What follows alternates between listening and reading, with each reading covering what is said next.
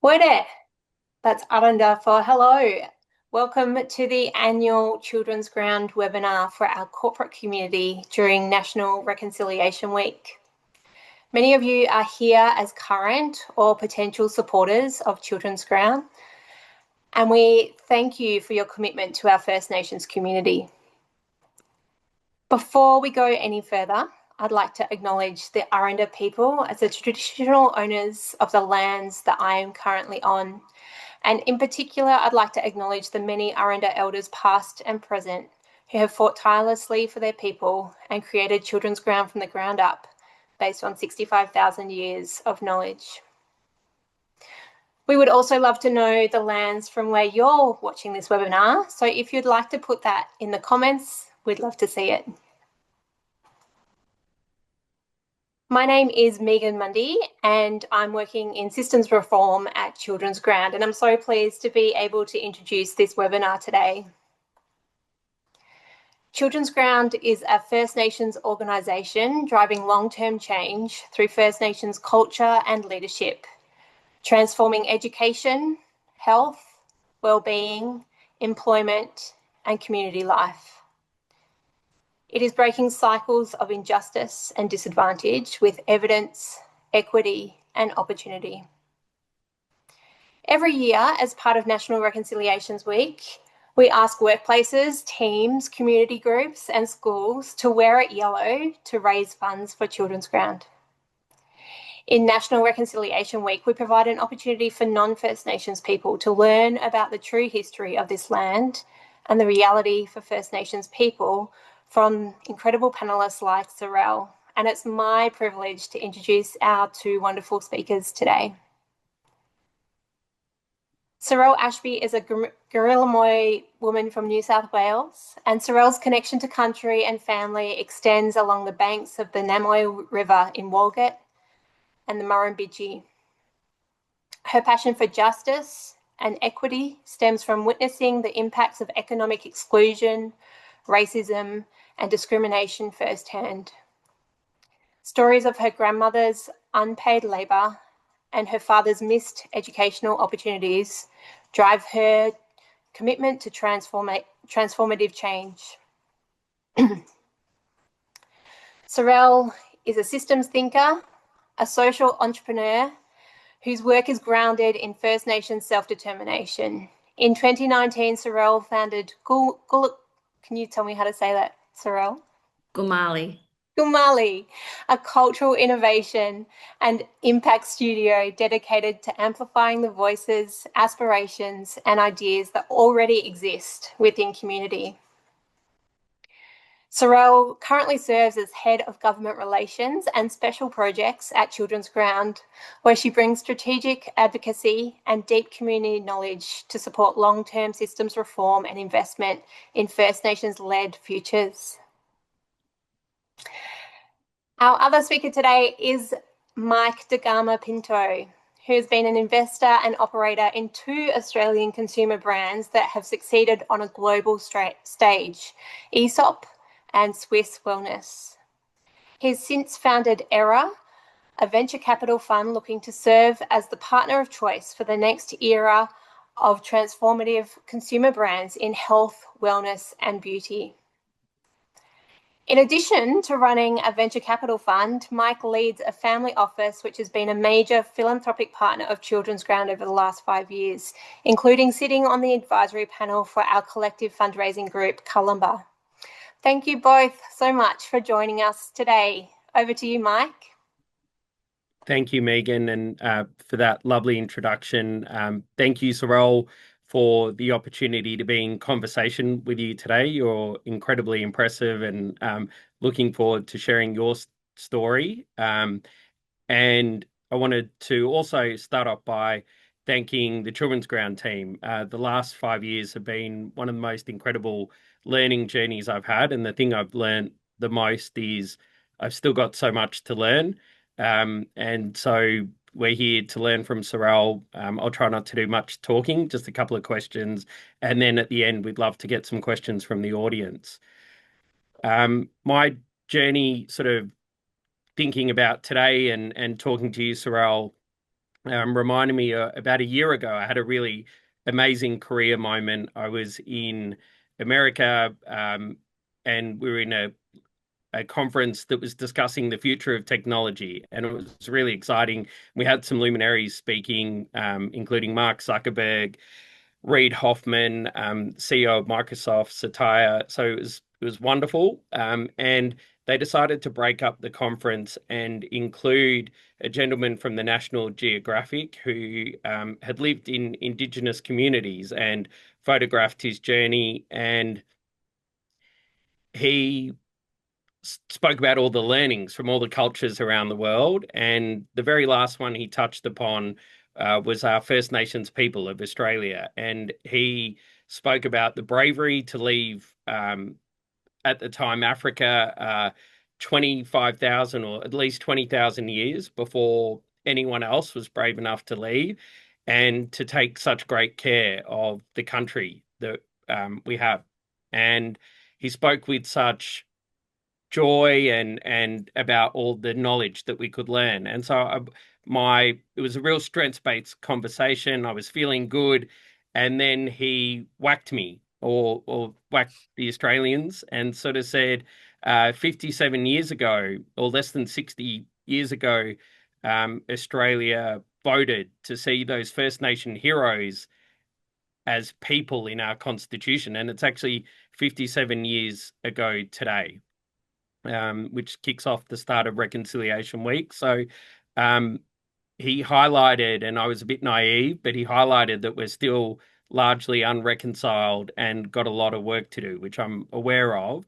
But it was quite sobering in that moment. So I'd say to you, to kick it off, I would love you to acknowledge the lands you're on. I'm on the lands of the Wurundjeri people, of the East Kulin Nation, and thank you, Auntie Joy, and if you're on, and to everyone. But I would love you to talk about, um, if reconciliation was truly working, um, here in Australia, what would it mean, and what would be different from today? Sure. Thank you, Mike, and Megan, a natural facilitator. Um, Yama from Aranda country. I'd like to acknowledge the traditional owners of this beautiful country. I have flown all the way from Gundabichi country in West Arnhem Land in Meningreta, and looks like I brought the rain with me. So we get to have rain in the desert, which is beautiful. Um, Thanks, Mike and Megan, for that beautiful introduction and sharing that pivotal moment for you, Mike. Um, I guess for me as well, I just also want to pay my deepest respects to the Gamilaroi people. So that's my country and where my family is. Um, I want to pay respects to those that stay on country and that stay on the front lines to protect country, to care for family, to fight for um, better systems or to rebuild nations.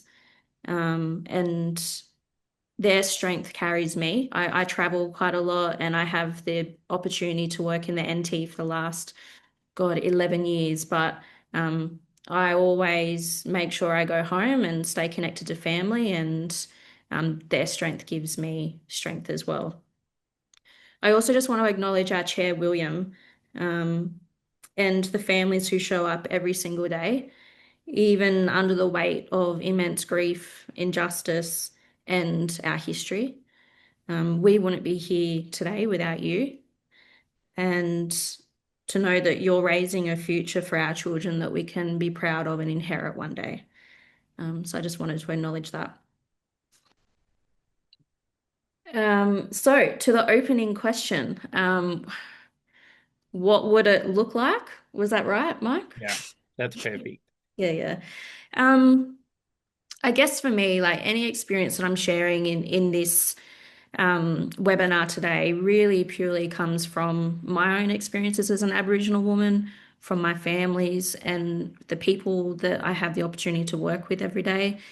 That includes in my role as Children's Ground, and over the past 6 to 8 years running my own business, Gulmali, in the Northern Territory.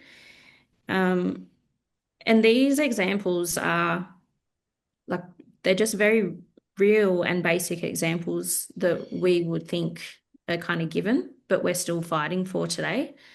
I think if reconciliation was working, we would have shared power, and shared power in decision making about our futures, shared power in what happens to our land and our resources. It wouldn't just be about celebrating our stories. So it would go beyond storytelling. It also puts us in decision-making power as well, where we can actually make decisions about our future, and acknowledge that we do have, a lot of reform to do in the government space to enable that to happen. But in this forum here today, we'll look at like the role that the corporate sector can play in doing that as well, in supporting that. For me, reconciliation isn't measured by artwork or the NAIDOC Week events and a reconciliation action plan. It's measured by sharing wealth, land back, Aboriginal people at the table and not just one. It's measured by places like Children's Ground where you can bring culture to work. You don't have to leave it at the door. So for many people, like reconciliation, it's not about feeling good. And if you're feeling good about it, then we're probably not doing it well. It is also a space to be uncomfortable in, especially over the last few years and what we've been through. We've still got a lot of work to do in this country around truth telling and around the real history of this country. So I encourage people to sit in feeling uncomfortable, and just to listen to the stories and experiences of First Nations people. And Sorrell, what are some practical ways in terms of different cultures communicate differently? How does one in the Western world create that proper culturally safe environment rather than just having one token face at the table? How do you actually create that uncomfortable conversation and make it safe for everyone? Yeah. I think a big part of it is that a lot of the times I get brought into spaces. I've had the privilege of growing up so my mum is non-Indigenous and my father is Aboriginal. I have grown up with the privilege of access to education. I can speak to audiences like this. I think, but at the same time, when I get brought into these spaces, a lot of people aren't ready for truth. A lot of people aren't ready to be challenged. So I think people have to do the work before you invite Aboriginal people in. You can say you have culturally safe spaces as a workplace and you can put that in your plans, but you have to do the work before we come into the room. You have to be ready to not get defensive, to come at people that if they're being vulnerable and being truthful, it's not labeling them as they're angry black or you're not strengths based enough. And I think they're things that First Nations people really struggle with coming into these workplaces, that aren't ready. And it also looks like, yeah, it's more Aboriginal people in leadership positions. You're not just there as the reconciliation person on the board. Like we should be seeing more First Nations leaders, not just on the ground, but in management, in CEO positions. So I think that helps create these spaces. But they also need to be people that actually have that lived experience of what it is like growing up as an Aboriginal person in this country, and lived experience of what the challenges are for people. You look at the AFL sector, and we have a lot of young Aboriginal people coming from remote down to play AFL. You need to understand the family context, the laws that they sit within, to understand how do I best support these people. So having just an Aboriginal person at the table is not enough to create culturally safe workplaces. When I read the Herald Sun, and perhaps I've just got to stop reading the Herald Sun, but when I read the Herald Sun, it tells me that we in the Western world had done enough or done more than enough, and it sort of paints the narrative that, we're good here. But then I've done some truth-telling workshops that opened my eyes that we haven't done enough. And in fact, things are much the same as they were in the really bad days, but they've just changed the way it shows up today in a more modern way. And so I think some of the things I learned about economic exclusion and loss of agency. And so if you wouldn't mind educating us on some examples of that exclusion that you've been witness to or even experienced yourself, and then perhaps come around to the end to sort of share with us what are positive ways that we could perhaps learn from those and be more inclusive moving forward. Yeah, sure. I think I noted down before when you said like what was that moment for you that just made you go like I need to do more or I need to learn more. And it made me think of the moment for me that I wanted to step outside a full-time job. I knew that something had to be done differently, that if we stayed at this current course, things were not going to change. And it was, I went to an investment forum in Darwin, and there was Kakadu plums on the agenda. And because I had worked in water for quite a number of years, and the women out there had started the Kakadu plum industry, I was interested to understand what the opportunities are in this space. So I went along to this forum. I like wouldn't say that I was a business mogul or anything. And I was quite shocked that I sat in this room. The NT government had paid and brought all these investors from Asia, from China over to the Northern Territory. And I sat in the room and realized that I was the only Aboriginal person in this room. And I'm not even from the Territory. And they presented on all the economic opportunities in the NT, whether it was asparagus or the seafood industry or the cattle industry, and obviously the mining industry. But at no point in any presentation did anyone even mention Aboriginal people. They didn't care to mention that the land that they're actually talking about, where these resources are, is actually owned and controlled by Aboriginal people. So over 60% of the land and 90% of the ocean is under Aboriginal control. And not once did they bother to mention that. Not even that, but not even looking at how do we use the opportunities in the supply chains here to support Indigenous inclusion in the economy in the NT. And I was quite shocked, and I asked them the question of, where do you see Aboriginal people sitting in this conversation? And they said, oh, that's a great question. We actually really don't know what to do if you got any ideas. And I was like, oh God, like, I shouldn't be the one person that comes with all the ideas on how to improve inclusion. There's already a lot of research and work done on that. Anyway, after some of the investors came up to me and they wanted to meet and talk about Aboriginal people and the opportunities. And we sat there over morning tea and had a beautiful conversation around shared values in our cultures. They wanted to learn more about Aboriginal people, and they wanted to know why Aboriginal people weren't in this conversation. So we shared business cards. Anyways, that night I thought, like, am I missing something here? I can't be the first person to think that there's an opportunity here to connect two different cultures, people who have a shared experience of colonization. So I invited them all to dinner, and I did not know,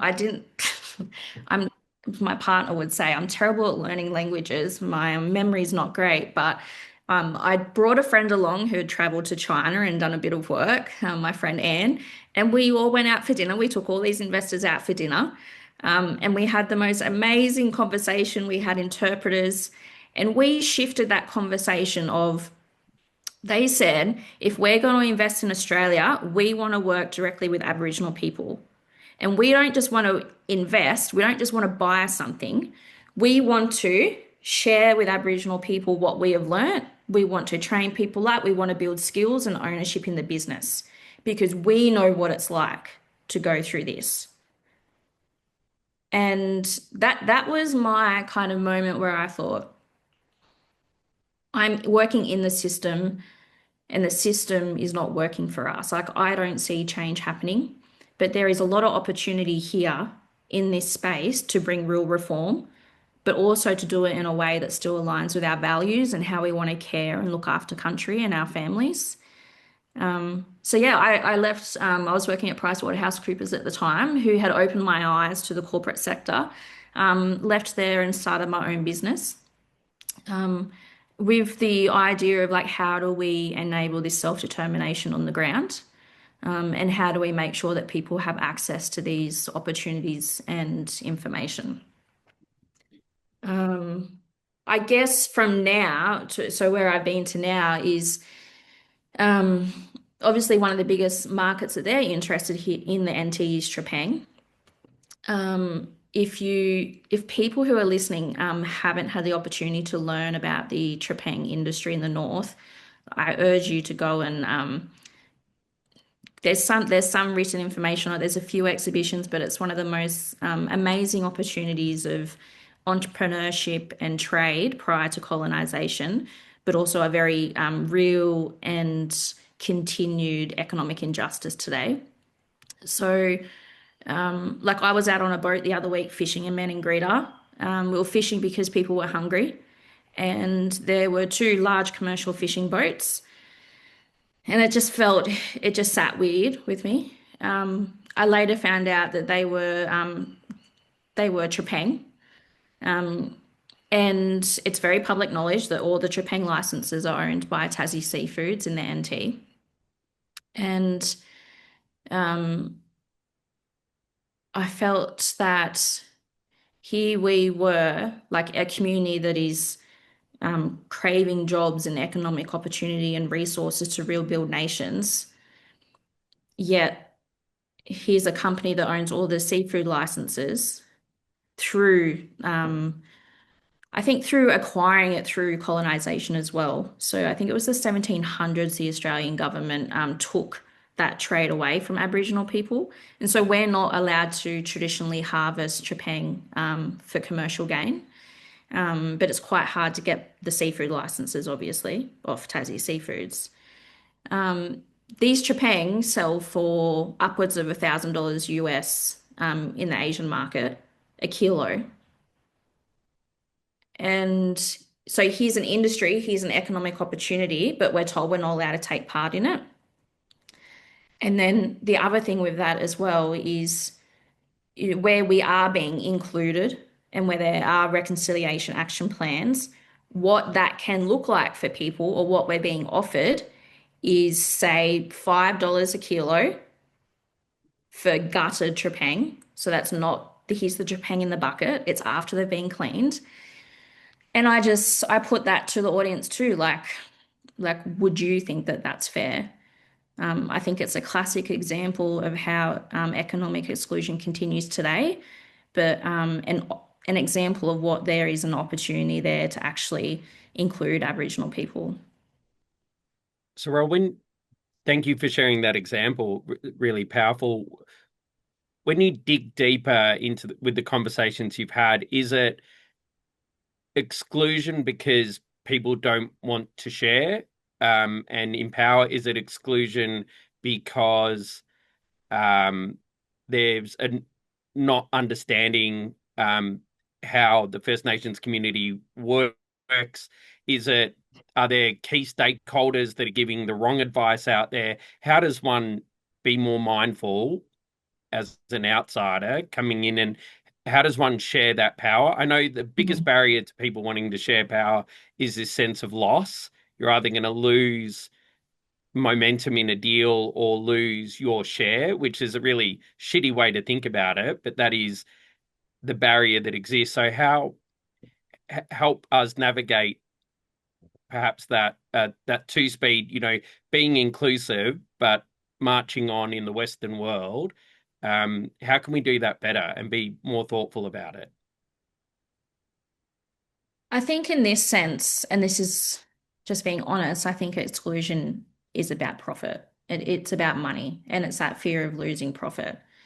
Whereas I believe that um, if if people work in genuine partnership with us, whether it's ownership or in genuine partnership, and you build Aboriginal values and lived experience throughout the business, I think we actually can bring additional value. Like Yeah. um, it's not just the financial value that people gain. Um, Exclusion is enabled by legislation, by systems, and at the end of the day, we put people in government, and I think we need to um, these very real examples. Like everyone goes on about wanting to support Indigenous business. That business is the answer to overcoming disadvantage. We see so much money being invested in this space at the moment. Not a lot of that ever hits the ground for a lot of entrepreneurs out there or know how to access it. And I think that's another example of what is causing exclusion. It's not having access to information, to experts, to resources. It's not just capital. And I think it's designed to keep profit within this Western society of what is wealth. Whereas I think if we were more included, I think all society would benefit from that. Um, like some of the examples, like I think is for people that want to start up businesses in remote communities. Yeah, there's capital, but there's just like basic, even knowing what the opportunities are. Because at the moment, the only things people really get to know what's available is mining in the NT. Hmm. Mining is available. But what about all the other opportunities? Yeah. Carbon farming is an example, but also the agriculture industry and the aquaculture, but people just don't know about it. So I think it's about removing these barriers to information, to resources, and to expertise, which is why I love connecting with people like yourself, Mike. Hey, yeah, thank you. And I think there's the thing I'm taking out more is that much more hard work has to be done to find those people, to have them at the table, to make them a better part of the conversation. So I'm certainly learning more. Thank you. And just What? on that, Mike, like I think we're experiencing this as well, is like it can become easy for corporates or government just to go to a big peak body. Yeah, Whereas um, it is just as important, like to go down to that grassroots level to make sure that those voices are still included. yeah. No, really well said. The Voice wasn't that long ago, and sorry to bring that up, the failed referendum. It's such a shame, and you know, disappointed by it. But I guess if I'm really honest with myself, I was upset.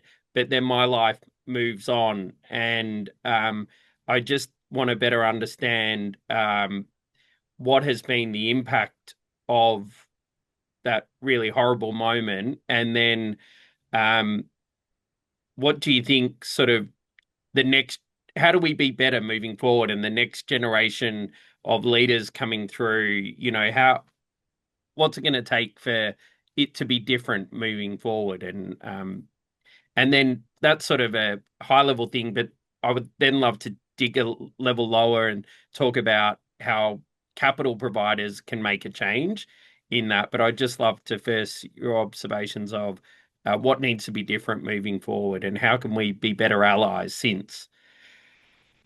Yeah. I just want to recognize that the last few years have been particularly difficult for First Nations people and community. Um, it's not something that we haven't experienced before, um, being told no, but at the same time, the racism that came with that has had a profound impact for a lot of people. And after the unsuccessful vote, we were kind of left to pick up the pieces, and we still are. We still are picking up the pieces of the the impact that had in this country.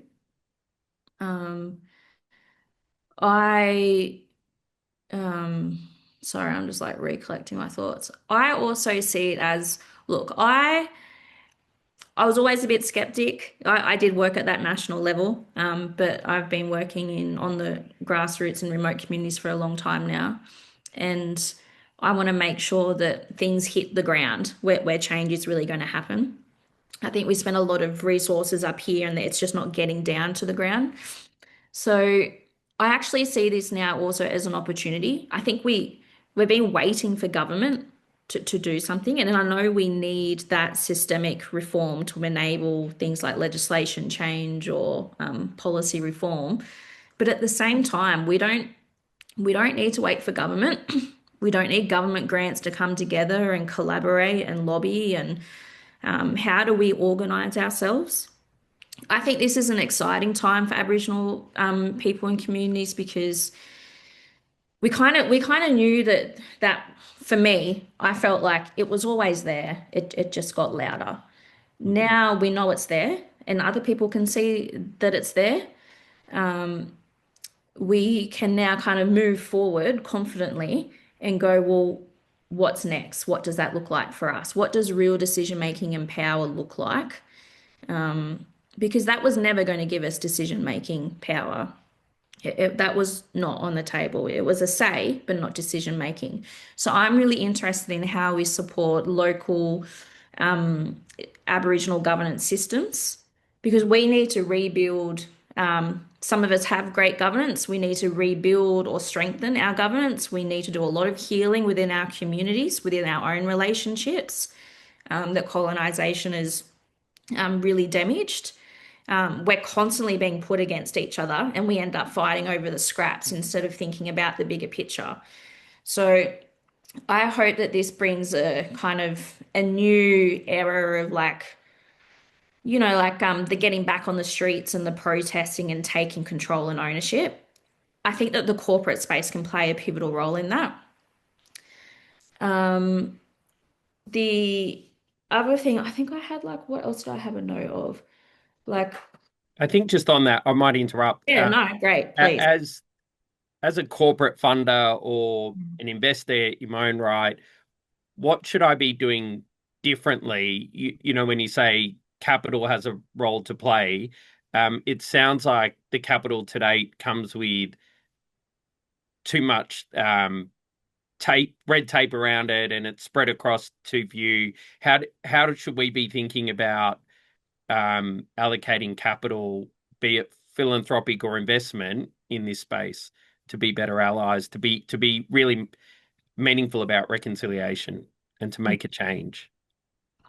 Yeah. Oh, especially being a business owner and an entrepreneur, this access to capital has been extremely difficult. I think it's been easy for corporates or for philanthropists to go, I'm just going to put my money in this big fund and then tick. I would like to see more direct access for people on the ground, for actual entrepreneurs, because what I see now is it's funding executive positions and not enough of that capital is hitting in the ground to the people who are coming up with the business ideas, the innovation to overcome the social, cultural, economic. So for example, for me to get access to a grant, a $15,000 women startup grant, it took 3 years. Oh, wow. A friend of mine who wanted to start a car hire business, a huge local market for it. It wasn't that it wasn't a profitable business, but that took him 4 years. And I just think if that was in Sydney or in Melbourne, and if people had profitable ideas, would it take that long? And the hard thing is I think it just stifles creativity and innovation that we need. So I think connecting money directly to the people that are actually doing the work is really important. I understand people want to be guided and make sure they're doing it right. But instead of just going really big, maybe we could come down a level. But I think we do that really well here. We give people an opportunity at Children's Ground to directly invest in Aboriginal governance and Aboriginal systems. Like you're going straight to the source. And I think that is really powerful.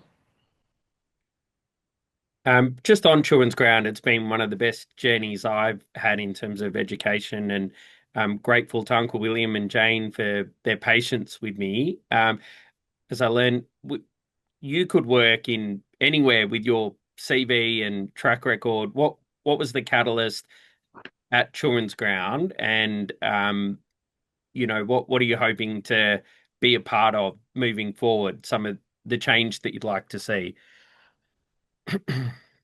Sure. Um, Jane will laugh if she's watching, and I think she is, because Jane has been trying to get me to work at Children's Ground for many years. I've been kind of walking alongside and referring all these communities to Children's Ground for the last few years, but now I'm in it and helping to raise the funds to do that work. But I I worked in water for many years, and we were told by government, here's some money, but you just need to fund other services to run programs. And the other services were like a Catholic Care or an Anglicare or Save the Children, which has its own. What we wanted to do was go, well, we've got our own solutions. Could we design and deliver? And that's what we did. And government did take a risk with that.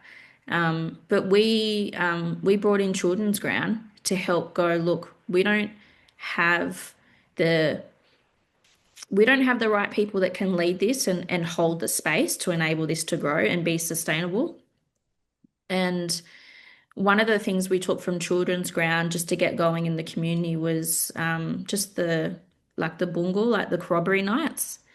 This old man was really concerned that young people weren't learning their culture and they weren't learning dancing. And there was maybe two young boys that were learning with him. And it happened over a weekend. We just got sands and we put them out the front of the different houses for the ceremonial leaders. And every Wednesday and Saturday night, you could hear singing and dancing again. And some of those old people said that we haven't heard the sound of the clapsticks since the dormitory days, when the old people used to sit outside and sing to the children that were put into the dormitories. So to hear that come alive again was really powerful. But when that old man passed, there was probably like 30 children dancing with his tribe at the funeral. And I just like that's real change. And that's what I think for me, when I see Children's Ground, it's the change that Aboriginal people want to see. They know it's important. They know the solutions. They've got the systems. They've been there for thousands of years. We've just got to back it. And I think Children's Ground does that really well. And I'm really proud to be working here and fighting alongside the leaders that have been building this for many years. In my role, what I hope I can influence or do, I hope that we could see some long-term sustainability for Children's Ground. I hope that we can. I think we've done a lot of great work around building evidence, which is a huge lacking part in we don't get funded to do evaluations in the Indigenous space. And I think that's a huge strength that Children's Ground brings, that we get to measure impact and evaluate the work that we're doing. And that just doesn't benefit us. That benefits all Aboriginal tribes that are trying to say to government, this way works. They're like, oh, but you don't have the evidence. We need that report. But we can share that now. So I'd really like to see in my time, how do we get government on board? And how do we push them to look past political cycles to go, if you want real change, and this is like, it's not just a moral, this is an economic opportunity for this country. Like our exclusion, our disadvantage costs this country. So if you want to, yes, you can talk about the economy, but if you want to do something, you should invest in models like Children's Ground that supports that place-based, community-led design. So yeah, as you can see, I'm very passionate I about love that. that. I think that's a really good way of framing it that, we don't talk about enough, is that concept of there's a cost for not being reconciled and a cost of exclusion. And it's not a cost we talk about or is well quantified enough. But that's certainly really important. I've got another question for you, Sorrell, but then would love to take some of the audience questions that are coming through in the chat. But when Graça Michel was here, for those who don't know, uh, she was the wife of Nelson Mandela, or as she likes to say, Nelson Mandela was her husband, which yeah, it's fantastic. But she uh, has been an advocate for change in Africa, but she came here very emotional about the work that needs to be done for reconciliation here. She said in Africa, it's easier in some respect because it's the majority of the population fighting the fight, whereas here in Australia, our First Nations people are less than 4% of Australia seeking justice. Um, so that was a penny dropping moment for me, another one of many.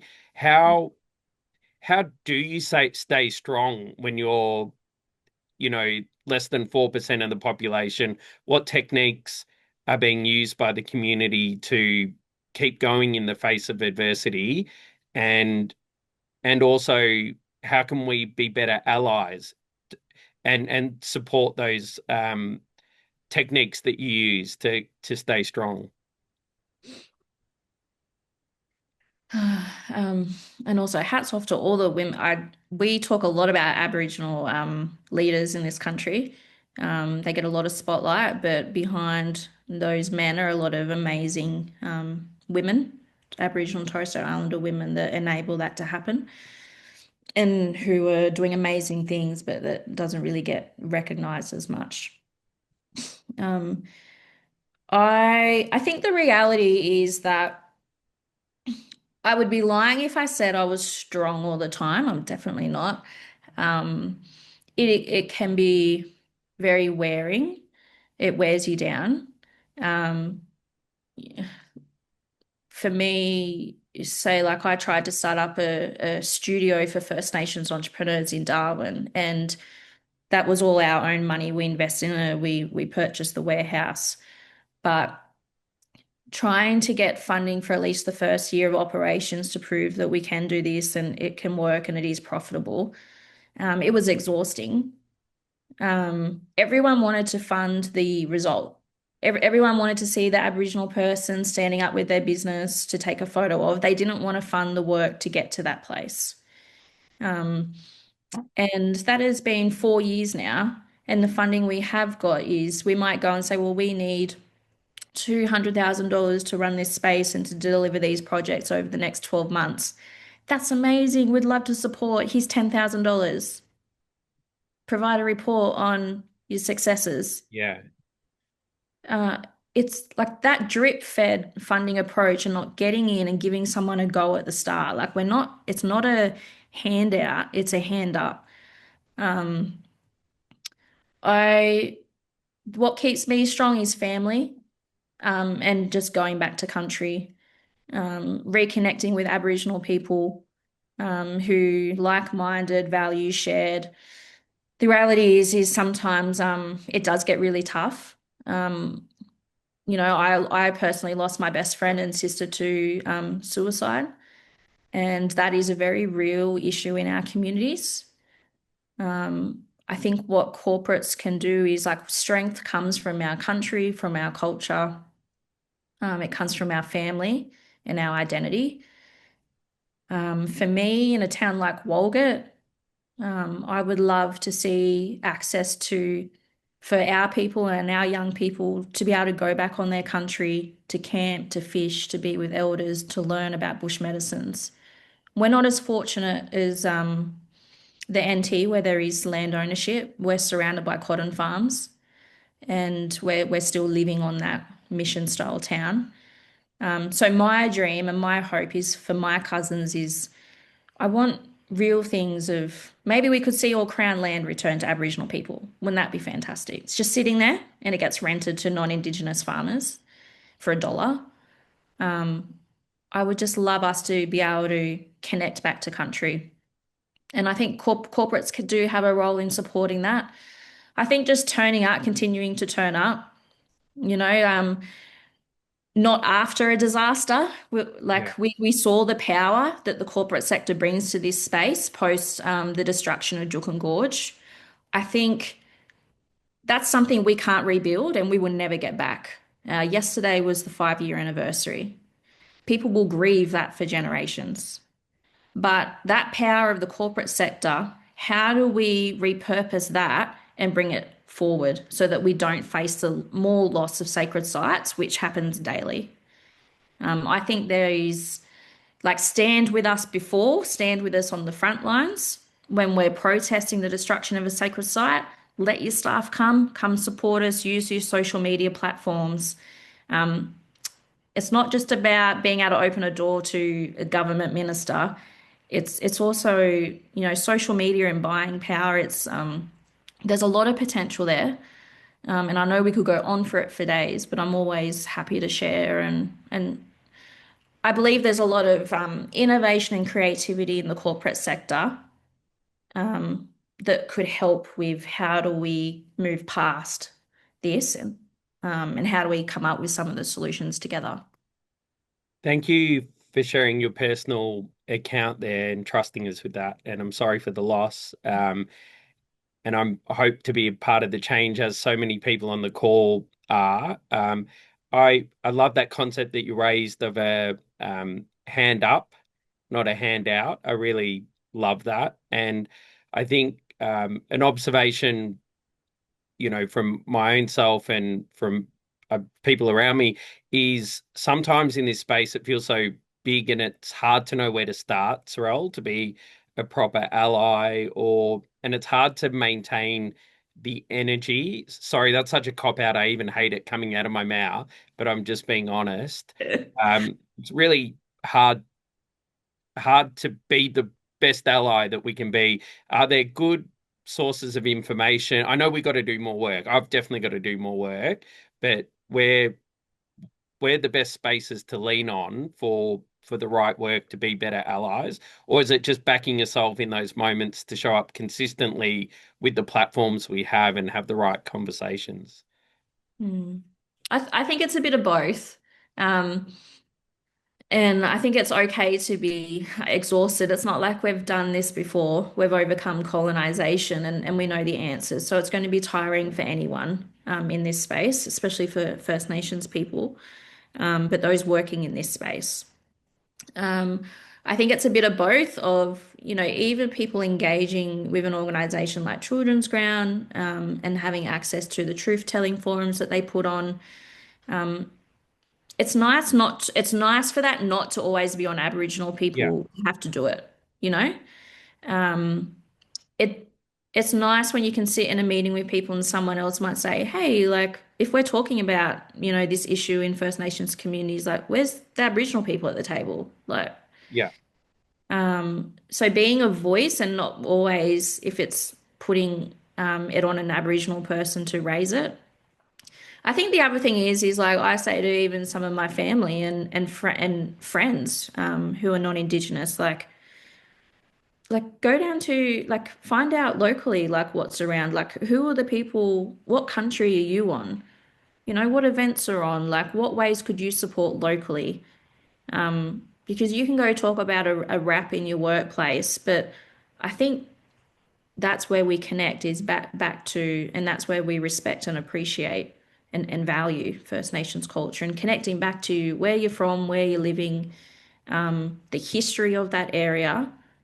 And I understand people probably get a bit nervous showing up to spaces, but I think if you don't ask how or when or can I support, um, it will never it will never be an opportunity. I think Aboriginal people are some of the most welcoming, forgiving, patient people on this planet, and um, most people want to bring people to come and walk with us. So um, go introduce yourself, say hello, and turn up, even if it's just the small community barbecues or an event. It doesn't have to be a huge, big march in a city. And there are a lot of comments in the chat about how do we learn the real history? There's a lot of whitewashing of the history, so to speak. Where are trusted sources, and in the view of there are a lot of well-intentioned people here who don't want to offend coming into the conversation, how do we learn better? I guess there's not one full resource that is super trusted, but is it Children's Ground that the resources there? I know I get mine through conversations I have within Children's Ground, but is there a better repository of information out there that is trusted that we could use? Great question. Yes, there's a lot of places you can get information. I think that's the thing. Like, there's a there's a lot of information out there. It's just doing the work to find it sometimes. It's great to see a lot more Aboriginal authors coming through. If you go into your bookstore now, we're seeing a lot more beautiful children's books and language. Um, Personally, one of my favorite, and a friend of mine, they established the Blackfella Book Club, and they've got an Instagram page. She's a lawyer, but just loves reading in her spare time, so they've just, gone and done this as well. But they share a lot of amazing books, both from Australia and internationally on Indigenous issues. So that's a good place to go to find books. I think Stan Grant is an amazing person to follow, to listen to. Mhm. I listened to a speech by him recently, and it stuck with me. This line around, um, people, you can't expect people to sit at the table and negotiate when they're hungry. And so, like, we've got to do the work to bring people up, to the point where we can sit as equals at the table. But you can't expect people to give consent to things if people are literally surviving day to day.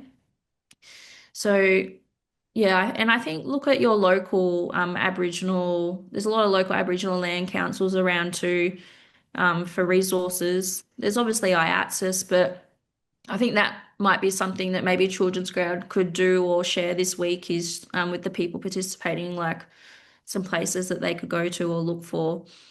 A lot of great documentaries as well. I think is it the First Australians doco, ABC, I think it is. Amazing.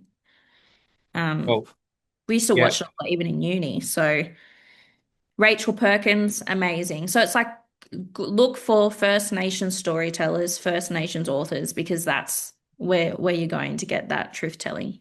it sounds so simple when you say it like that, and I've got a lot of homework to do.